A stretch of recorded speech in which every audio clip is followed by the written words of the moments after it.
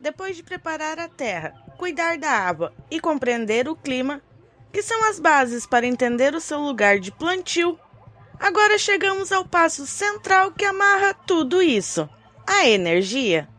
Os episódios anteriores mostraram as bases de uma agrofloresta, como solo vivo, água manejada e clima favorável, e de como tudo isso preparam o terreno literalmente para algo incrível acontecer: uma floresta. Agora é hora de colher a luz do sol e transformá-la em vida. Sem energia, nada cresce e nada floresce. Um solo saudável armazena nutrientes que é energia química.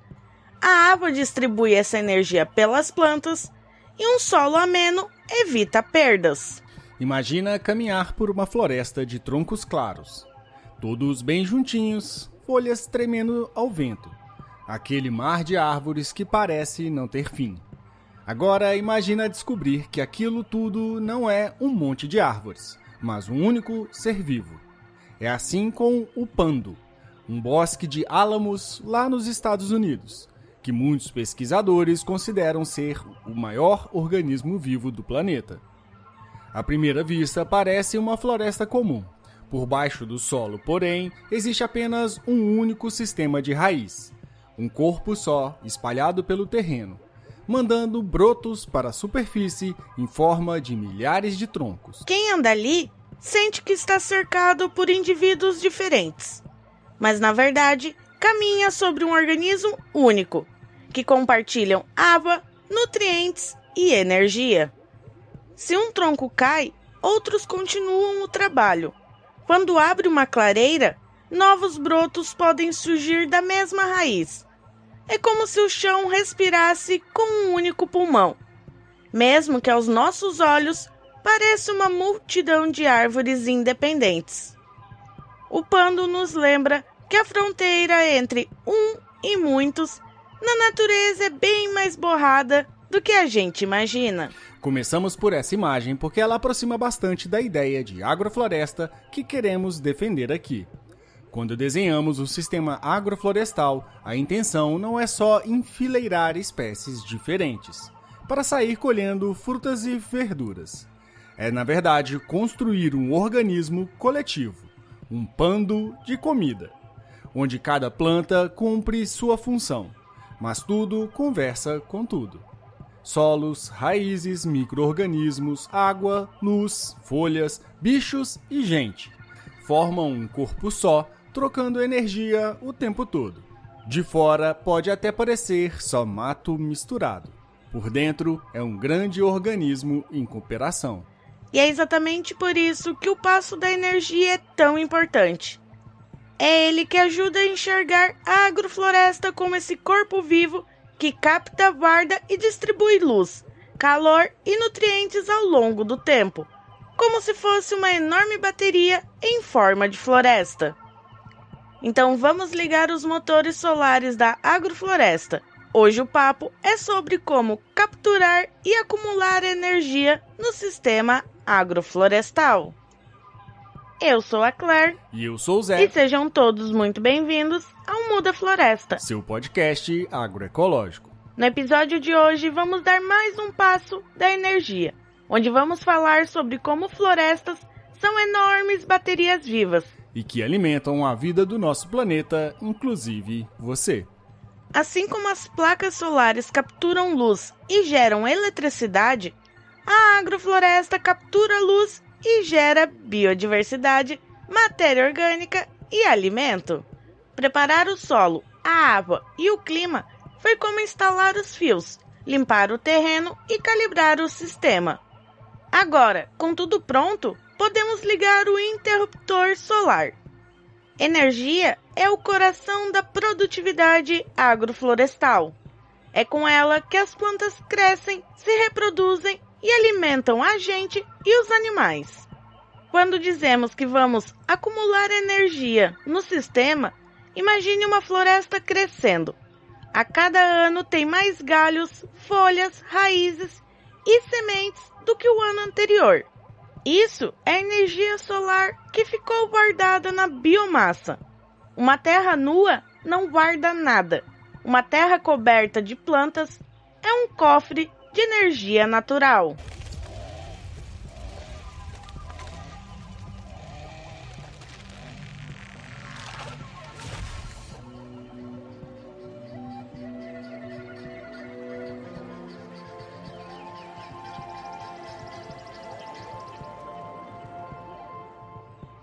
Diferente do plantio em monoculturas, onde pouca gente fala em energia, além do que sai na conta de luz da bomba da água, na agrofloresta, energia é assunto central. Num sistema agroflorestal bem planejado, aproveitamos ao máximo cada raio de sol que toca a área. Já pensou? Em vez de sol batendo num chão descoberto e ressecado, ele bate numa folha de mandioca, que vira mandioca graúda. Bate na sombra de um abacateiro, que vira sombra fresca e abacate. Bate também numa trepadeira de maracujá, bem guiada no meio do plantio, que vira suco docinho ou azedo mesmo, como eu gosto. Energia solar virando comida e floresta. Essa é a real beleza da agrofloresta. E precisamos sempre reforçar uma ideia. É necessário mudar a chave mental ao comparar agroflorestas com monoculturas. Não dá para olhar uma agrofloresta com os olhos de quem só vê limpeza e uniformidade como sinônimo de sucesso. O verde misturado das agroflorestas é o sucesso. É a terra plenamente ocupada por vida, onde o monocultor vê mato e bagunça, o agrofloresteiro vê vida, cobertura e equilíbrio. Assim, superada a dificuldade conceitual e inicial, dá para apreciar que a agrofloresta não é menos produtiva. Ao contrário, é produtiva de um jeito diferente. Em vez de uma grande colheita de uma coisa só, você tem pequenas colheitas o ano todo de muitas coisas, que somadas sustentam a família, o solo e a biodiversidade. Enquanto a monocultura congela a paisagem num único estágio e esgota água e terra, a agrofloresta dança pelos estágios naturais e enriquece o lugar. Onde o modelo convencional precisa repor insumos e ganhar muito dinheiro do plano safra, a sucessão e a estratificação bem manejadas sobem um degrau por vez e levam o sistema junto. Mas o que vocês plantam aqui, afinal? Já me perguntaram encarando um cafezal agroflorestal, cheio de outras espécies ao redor. Parece bagunça, um caos verde, um monte de mato, para quem só conhece pasto e soja a perder de vista. Sim, quando a gente usa a estratificação e a sucessão, a gente consegue produzir muito mais por área. Né? Não é um milagre, né? Não é um dom, um milagre. Né? É uma coisa muito técnica. Você está aproveitando o nosso sistema, como diz o Walter, né? A gente aproveita o sistema em metro cúbico, né? E não vertical, né? Porque a monocultura, você está aproveitando o sistema verticalmente, né? Uma área de soja. Né? Só que na agrofloresta você consegue ter isso, né? Você consegue ter, por exemplo, a couve por cima do alface, então tem indivíduos de estratos diferentes. Né? E você consegue ter o quiabo por cima, né? E aí você já tem 3 plantas, né? Então isso faz dar uma produtividade maior por área. Né? Tem um estudo do Jimmy Amaral, né, que ele ele fez um estudo de produtividade por área, e em uma das áreas, que é a área do Paraguai, no assentamento Mauro Lago Ribeirão Preto, 500 metros quadrados, ele está analisando um bloco de 500 metros quadrados, né, e ele observava que por hectare, em 6 meses, né, o Paraguai conseguiu tirar 75 toneladas de alimento em 6 meses, com hortaliça, né? Então, se fossem 12 meses, que é um ano, né? Isso aí iria para 150 toneladas de alimento por hectare ano, né? A gente gosta muito de comparar com outras monoculturas, né? Então, por exemplo, mandioca, né? Mandioca, que é uma coisa que produz muito, que dá muito volume, né? Dá 28 toneladas de mandioca por hectare, né?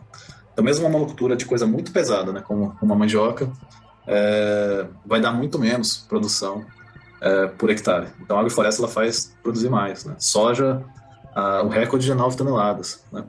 Batata é 16 toneladas, né? Então uma agrofloresta, como a gente usa a estratificação, a sucessão, a gente consegue aumentar muito a produtividade por área, né? Vamos imaginar agora 2 cenários sonoros. Primeiro, um campo de monocultura de milho. Fileiras, uniformes, solo limpo de tudo que não seja milho. O sol a pino torra o chão entre as plantas. O som? Talvez um silêncio cortado pelo zumbido distante de um trator ou pelo vento levantando poeira.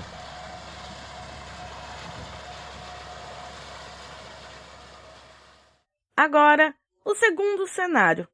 Uma agrofloresta biodiversa. Tem milho sim, mas ali do lado cresce feijão guandu. Entre as fileiras, há abóboras cobrindo o solo com folhas largas. Umas bananeiras altas ali no canto balançam as folhas lá em cima. Mais ao fundo, um pé de café divide espaço com mandiocas e hibiscos. O som, pássaros atraídos pelas frutas, abelhas zumbindo nas flores do guandu, o farfalhar de folhas de diferentes alturas. Qual dos 2 cenários parece mais vivo? Dá para sentir a diferença pelos ouvidos.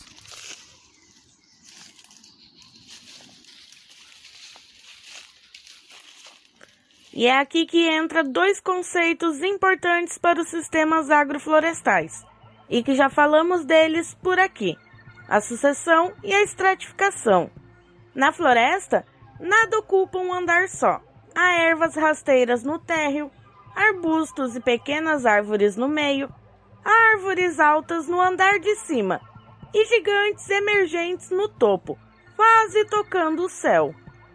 Cada um desses estratos, e podem ter muito mais, pegam luz em uma altura diferente.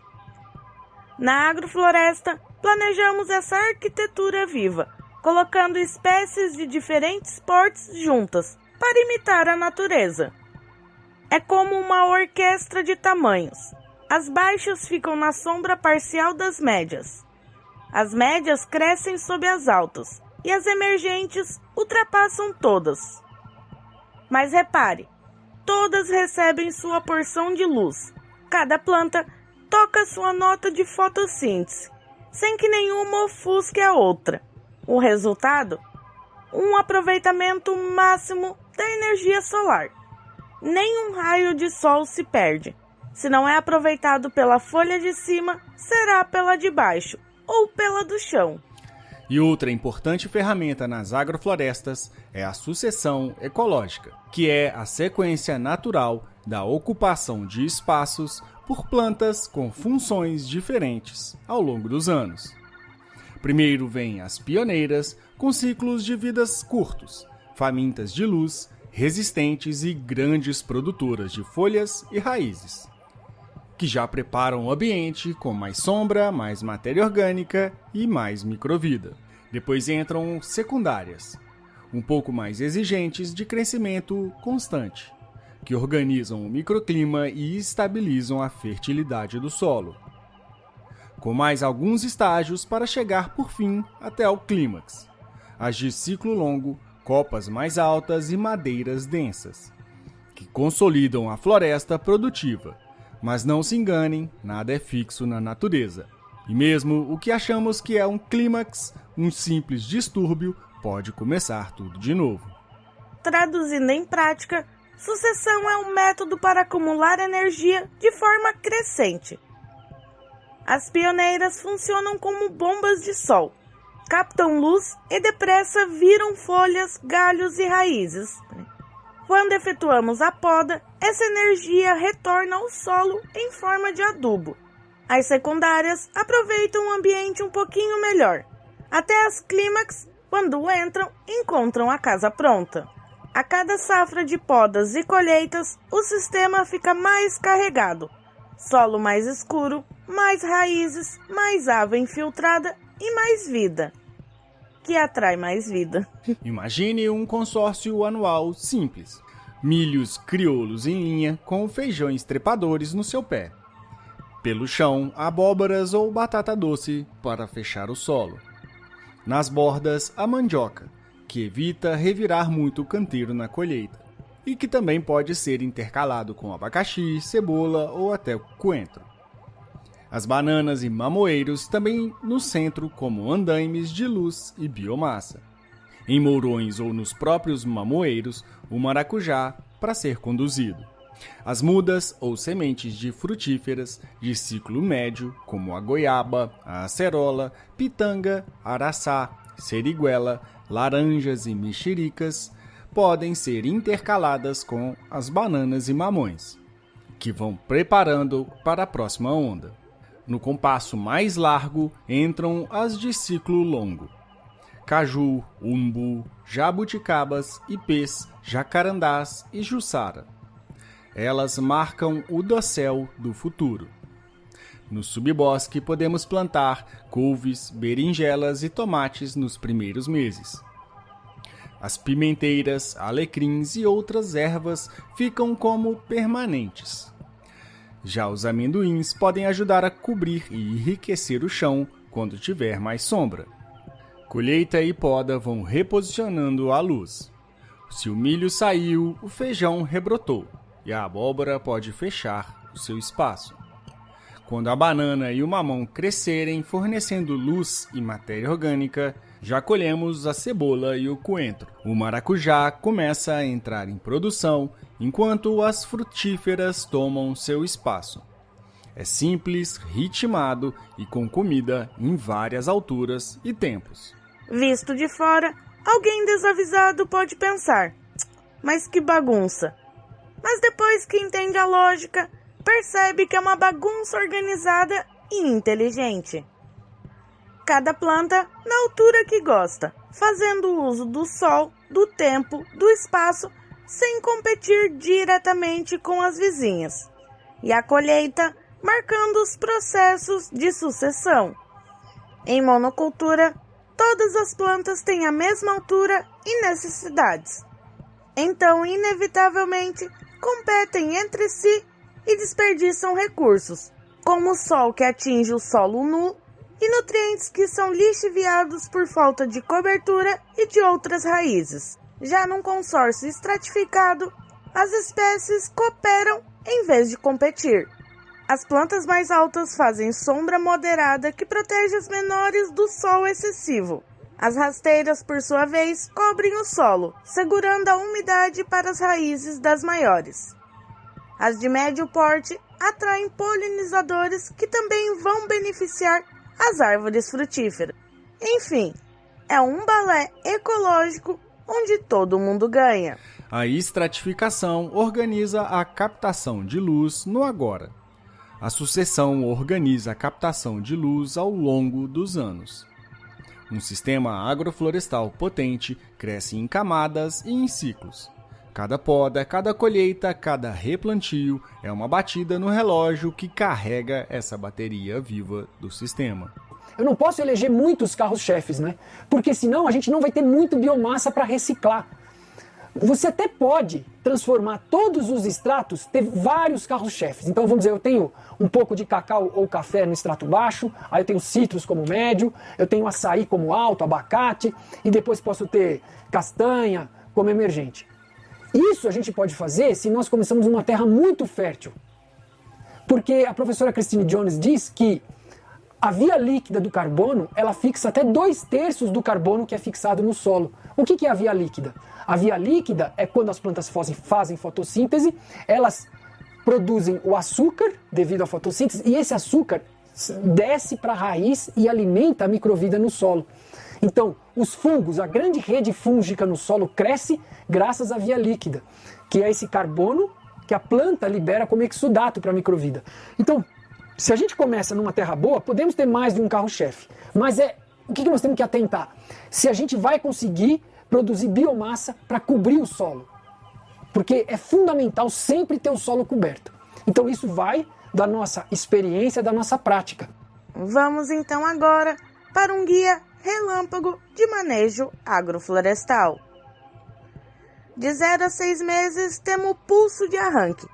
Plante com densidade alta e cobertura total. Plantio de pioneiras como milho e sorgo, feijões de adubação como vandu e crotalária, cucurbitáceas, abóbora e melancia para cobrir o solo, mandioca, açafrãos e gengibres que são mais resistentes e vão trabalhando a terra. A meta é fechar o solo rápido e produzir massa para as primeiras podas. E a capina deve ser seletiva, tirar o que compete e deixar o que cobre. De 6 meses a 1 ano. A arquitetura de meia sombra. Podas de condução e de rebaixamento das pioneiras será necessário. É uma colheita de luz acumulada, facilitando a abertura de luz e abre espaço para a entrada de secundárias produtivas, como cítricos, cafés e cacau, onde o clima permitir, engás e até as bananeiras que continuam produzindo. É a época onde a reposição de adubadeiras deve acontecer, ocupando os espaços onde falta biomassa. Mas também é a época onde começamos a poda, fazendo aberturas de luz para as culturas mais exigentes de sol. 1 ano e meio em diante chamamos de consolidação. É uma introdução ao fortalecimento de clímax e de madeiras nativas ajustadas ao biomas, como castanhas e frutíferas de ciclo longo. Podas estratégicas mantêm luz dosada para os estratos inferiores. Lembrando sempre de organizar as podas no chão, reforçando a matéria orgânica. Assim, sai comida o ano todo e entra biomassa a cada poda. Alguns pontos de virada na agrofloresta que podem evitar tropeços. Densidade é sempre aliada e não inimiga. Espaçar demais reflete o sol no solo nu e podemos perder energia. A poda não é castigo, é um mecanismo de recarga. Abre luz para quem precisa, estimula, rebrota e devolve material ao chão. Não tenha dó. Sequência importa. As pioneiras primeiro e depois as perenes.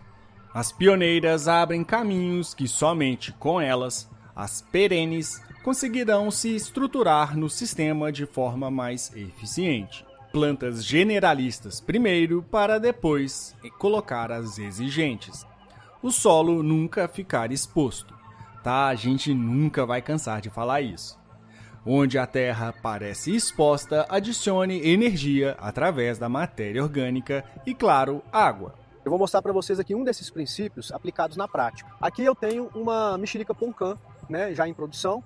Ali do lado eu tenho um limão Tahiti, os dois são citros e eles ocupam o extrato médio da minha área. Então a gente trabalha com um princípio que é a estratificação. Entre eles eu tenho aqui um eucalipto. O eucalipto subiu e ele está lá em cima ocupando o extrato emergente. É um outro andar dentro da área, imitando os processos da própria natureza. O eucalipto está aqui com a raiz dele profunda, descompactando o solo, quebrando as camadas mais compactadas para as outras plantas poderem desenvolver. Está buscando água e nutrientes em profundidade, reciclando esse material, está gerando matéria orgânica, contribui para a biodiversidade da área, então ele está fazendo um papel super importante para a saúde do ambiente. Do lado, eu já tenho aqui um araribá. O araribá é uma planta nativa, madeira de lei, também é extrato emergente, só que ele tem um ciclo de vida mais lento, ele desenvolve mais devagar. Então, enquanto ele está desenvolvendo aqui, eu já tenho o eucalipto fazendo esse papel. Daqui a alguns anos, esse araribá vai passar aqui a mexerica, vai lá para cima. Quando ele pedir espaço, eu posso cortar o eucalipto. O eucalipto sai do sistema. Quando ele sair, além dele deixar um sistema radicular em decomposição dentro do solo,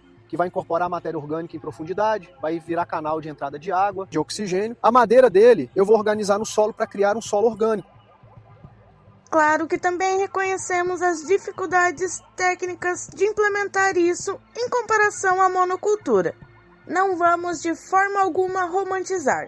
Planejar e manejar uma agrofloresta dá trabalho e exige estudo.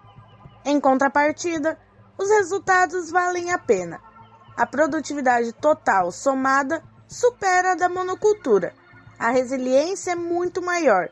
Por exemplo, se uma cultura vai mal, outras acabam compensando e o ambiente se regenera em vez de se exaurir. A monocultura é como apostar todo o seu dinheiro em um só número.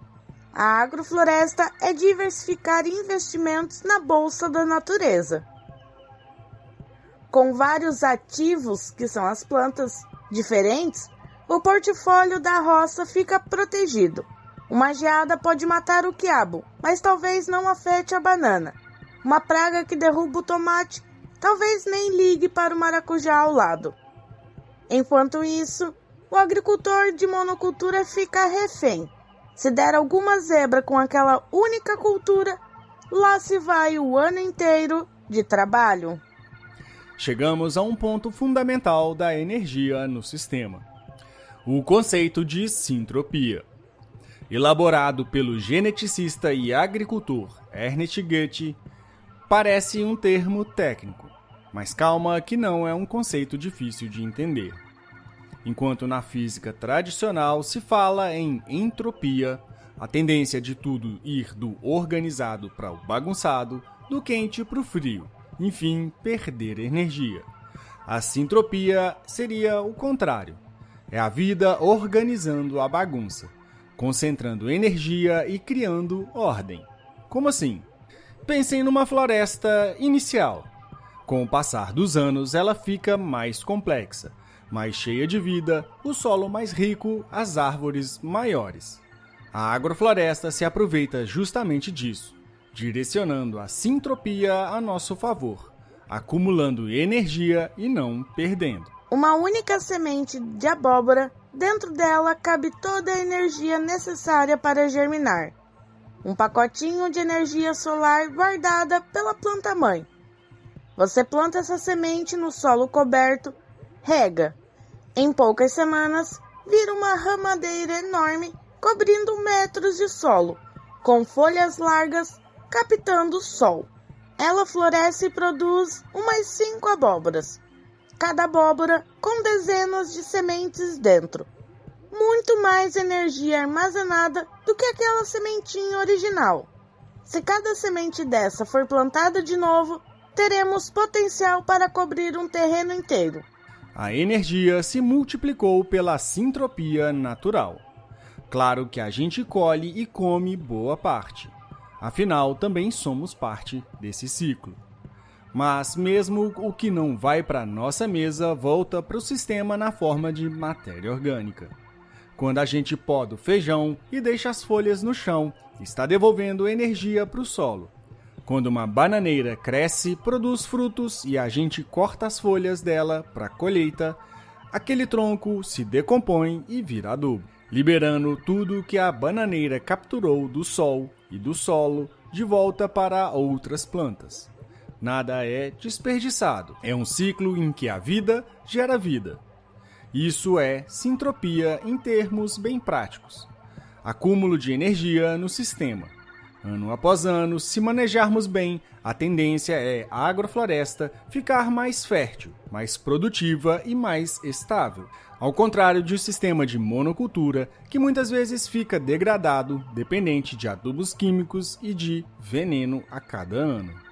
Na monocultura tradicional, parece que a terra vai ficando cansada. Já reparou? Cada safra exige mais adubo, mais veneno e produz menos se não fizer isso. É quase como um ciclo vicioso. Já na agrofloresta, quanto mais velha e bem cuidada, melhor ela produz.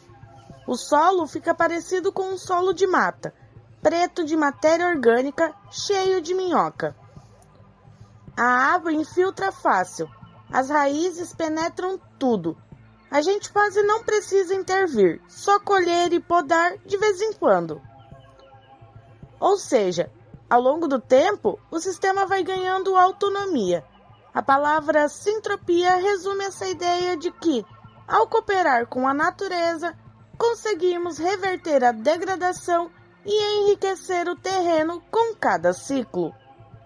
Quando a gente procura as tabelas de espaçamento, quase tudo que aparece nasce da lógica da monocultura.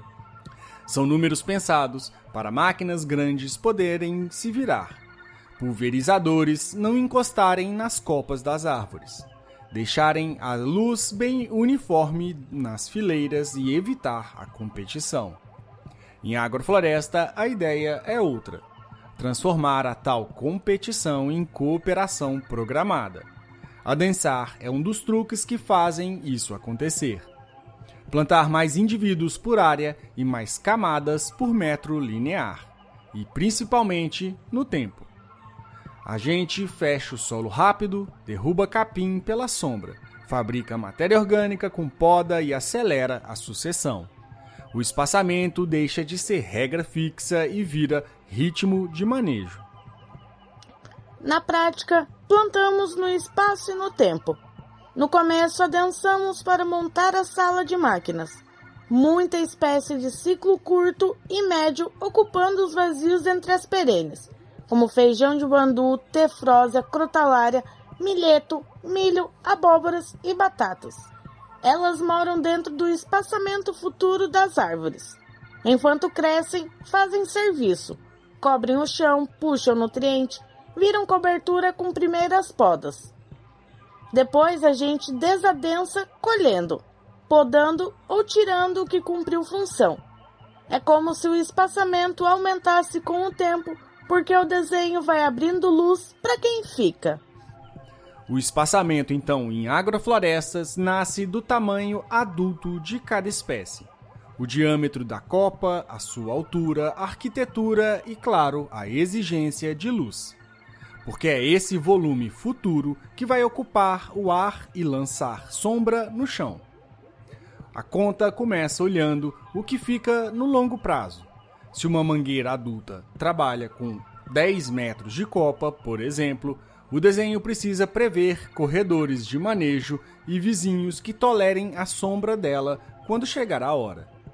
Já quem sobe rápido e abre copa leve, como ingás, mutambas ou embaúbas, podem ficar mais perto das frutíferas de luz filtrada, porque a sombra que fazem é bordada e não um tapete fechado. Só que esse futuro não precisa ser destino rígido. A poda muda o jogo e muda de espécie para espécie. O eucalipto, por exemplo, aceita desbaste e rebaixamento do dossel para abrir claridade pontual. O andu responde bem a podas baixas e repetidas, virando adubo e tela de sombra renovável. Gliricídia e leucema cicatrizam fáceis e permitem formar janelas no dossel. Citros preferem podas de limpeza e desponte suave para não sofrer com estresse e pragas. Cacau e café pedem sombreamento bem calibrado, então a tesoura regula o teto deles, não o tronco. Em espécies de copa muito pesada, como o jambu abacateiro, o rebaixamento precisa ser gradual para evitar rebrote desordenado e quebra de galho. Em frutíferas de copa média, como a goiaba e a temoia, a condução em taça e a retirada de ramos ladrões controlam o volume e mantêm luz dentro do perfil.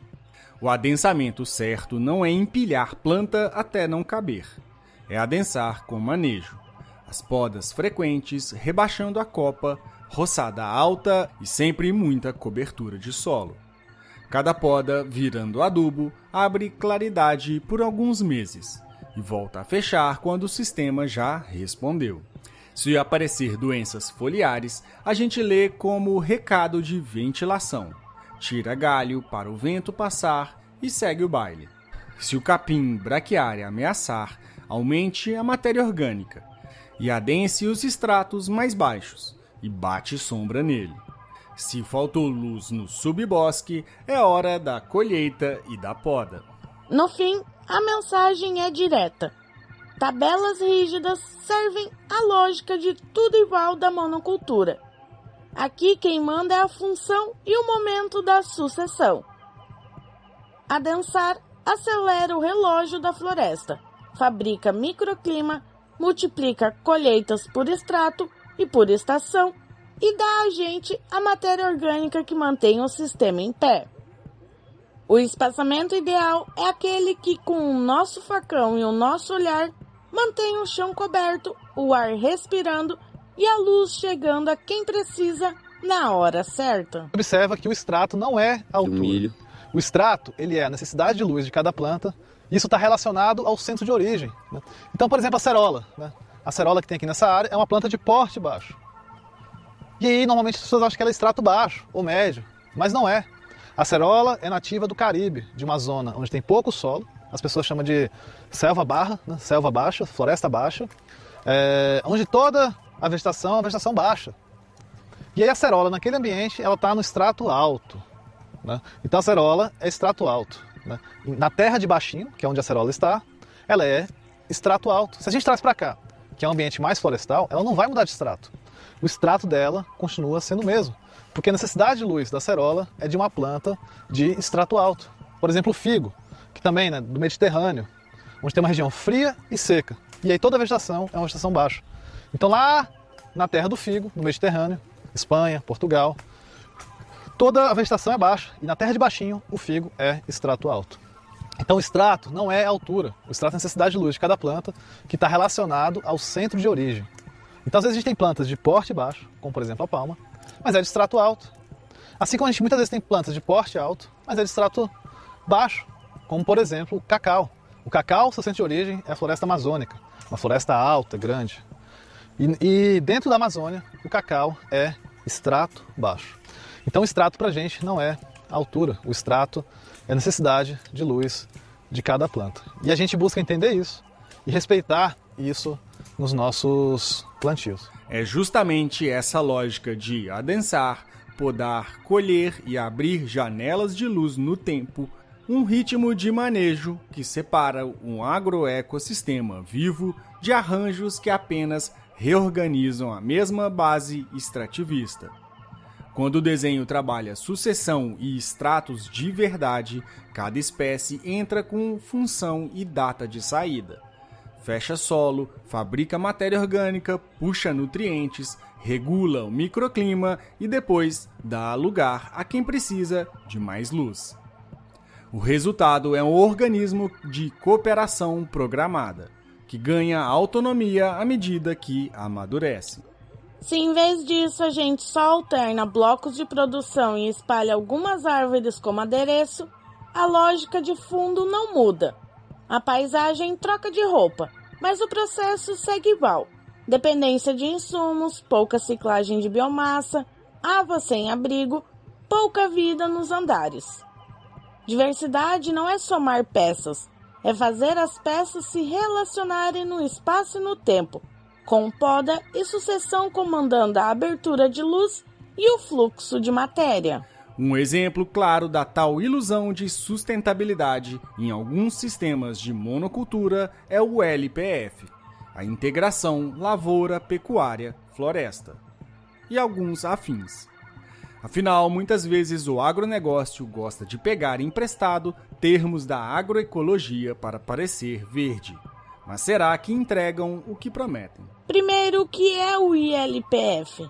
É uma estratégia de cultivo que pode ser em consórcio, sucessão ou rotação de lavoura, criação de gado e plantio de algumas árvores na mesma fazenda, alternando ou às vezes integrando parcialmente. Na teoria é ótimo, diversificar é bom, árvores onde há pasto é bom.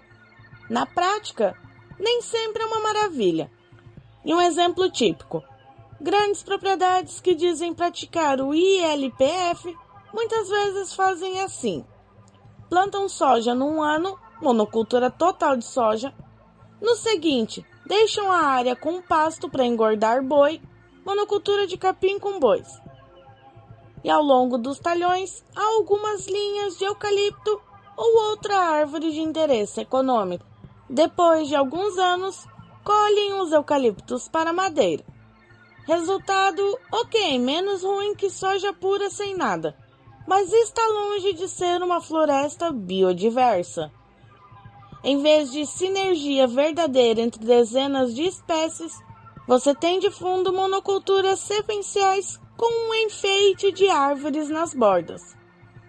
É como achar que o deserto virou oásis só porque plantou meia dúzia de palmeiras. O ILPF, então, é como um fast food, que bota uma folhinha de alface de enfeite e chama de refeição saudável. Não adianta enfeitar, continuando desequilibrado. No ILPF, muitas vezes continua-se usando veneno na lavoura, dessecante para formar o pasto e adubos químicos e por aí vai. As árvores são poucas e todas da mesma espécie. Não formam estratos variados, não fornecem comida para a biodiversidade e nem fornecem tanta biodiversidade para começo de conversa. Claro que existem produtores sérios tentando integrar de verdade uma lavoura, gados e floresta de modo inteligente, Não vamos jogar todo mundo no mesmo saco.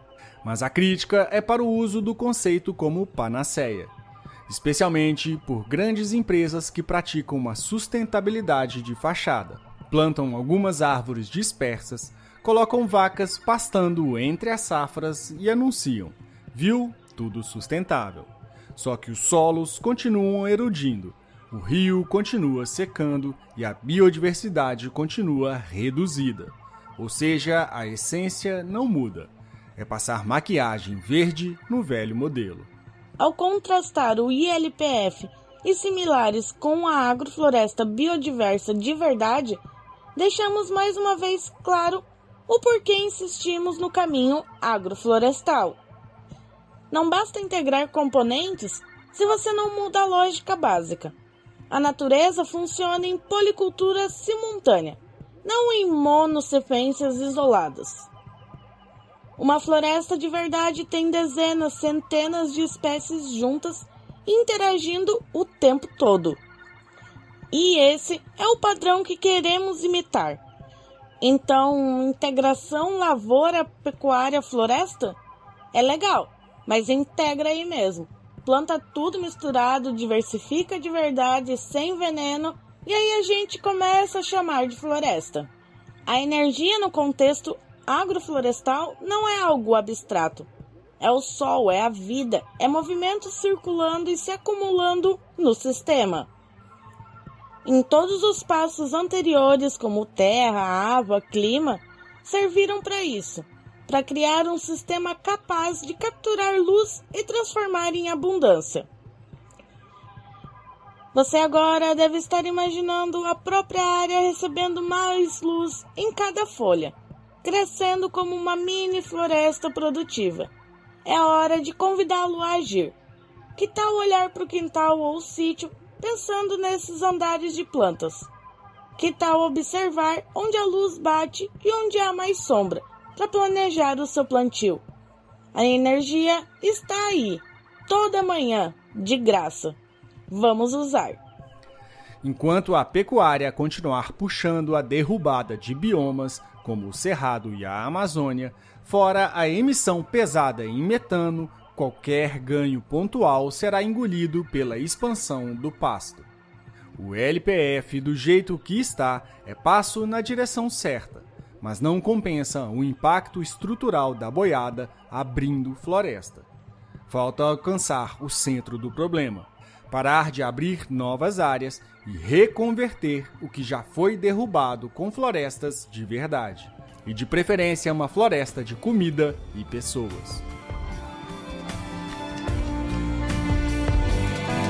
Sem braços, sem pernas, sem moedas num pote, sem uma boca grande pra dizer acode, estamos aí à sua mercê.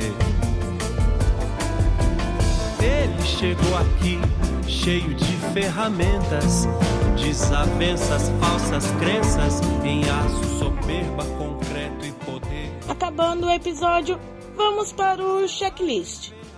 Observe. Antes de plantar, observe uma área natural. Veja as camadas e como as plantas se agrupam. E observe também na sua área a rota e o movimento do sol. Diversifique. Sempre plante várias espécies juntas. A diversidade é sinônimo de resiliência. Estruture. Pensar em preencher todos os andares do seu sistema. Se você não fizer, a natureza vai fazer. E você vai chamar de mato. Planeje no tempo. Sempre tenha em maior quantidade as pioneiras, secundárias e clímax convivendo. O segredo é a poda das maiores para dar luz às menores. Poda é vida. Não tenha medo de podar. A poda é um reset que fornece matéria orgânica e controla a luz, direcionando a sucessão. Comece pequeno. Um canteiro de 10 metros quadrados já é um ótimo laboratório. A agrofloresta é uma jornada de aprendizado e parceria com a natureza. Comece, observe, erre, aprenda e colhe os frutos, em todos os sentidos. No próximo episódio, vamos continuar nesse tema da energia. mas focando no fator espaço. Vamos aprofundar na estratificação, ou seja, como planejar os andares da sua agrofloresta para que ela fique cada vez mais forte e produtiva. Se hoje fizemos um panorama de como a energia se comporta na agrofloresta, nos próximos episódios vamos falar no espaço dessa floresta. Então, se você gostou desse episódio e acha que mais gente precisa ouvir sobre agrofloresta e sintropia, compartilhe com os amigos, vizinhos, com aquele tio fazendeiro que anda na dúvida dessas misturas de plantas. Deixe seu comentário contando o que achou, suas perguntas ou experiências. Adoramos receber os relatos dos ouvintes. Quem sabe também sua dúvida não aparece no ar nos próximos episódios. E se quiser apoiar o podcast, temos a campanha na plataforma Apoia-se. Ou se preferir o nosso Pix, contato@mudafloresta.com. Qualquer ajuda faz diferença para manter o projeto vivo e crescendo. Assim como uma agrofloresta precisa de algumas mãos cuidando para florescer. Muito obrigado e até a próxima. Florestas ou nada. Stop.